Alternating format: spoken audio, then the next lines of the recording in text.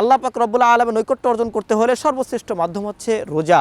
নামাজ, হজ, যাকাত, ইসলামের যত বিধিবিধান আছে বা যত আমল আছে সমস্ত আমলের মাধ্যমে আল্লাহ পাক রব্বুল আলামিনের নৈকট্য অর্জন করা সম্ভব। তবে রোজার মাধ্যমে আল্লাহ পাক রব্বুল আলামিন নৈকট্য অর্জন করার সর্বশ্রেষ্ঠ মাধ্যম। কেননা নবী করিম সাল্লাল্লাহু আলাইহি ওয়াসাল্লামের এই বিষয়ে একটা হাদিস বর্ণনা করেছেন। হযরত ওমর রাদিয়াল্লাহু তাআলা আনহু নবী করিম সাল্লাল্লাহু আলাইহি ওয়াসাল্লামের কাছে এসে জিজ্ঞাসা করলেন, কুলতু ইয়া রাসূলুল্লাহ মুরনি বিআমালিন, ওগো আল্লাহর রাসূল আমাকে একটা আমলের নির্দেশ করুন। নবী করিম সাল্লাল্লাহু আলাইহি ওয়াসাল্লাম বললেন, আলাইকা বিসসাওম, তুমি রোজাকে আঁকড়ে ধরো, ফাইন্নাহু লা ঈদুন লাহু, কেননা রোজার সমতুল্য অন্য কোনো আমলের নেই। নবী করিম সাল্লাল্লাহু আলাইহি ওয়াসাল্লামের কাছে ওমর রাদিয়াল্লাহু তাআলা আবারও জিজ্ঞাসা করলেন, মুরনি বিআমালিন, ওগো আল্লাহর রাসূল আমাকে একটা আমলের নির্দেশ করুন। নবী করিম সাল্লাল্লাহু আলাইহি ওয়াসাল্লাম বললেন, আলাইকা বিসসাওম, তুমি রোজা রাখো, ফাইন্নাহু লা ঈদুন লাহু, কেননা রোজার সাথে অন্য কোনো আমলের তুলনা হয় না। তাই আল্লাহ পাক রব্বুল আলামিনের নৈকট্য অর্জন করতে হলে সর্বশ্রেষ্ঠ মাধ্যম হচ্ছে রোজা।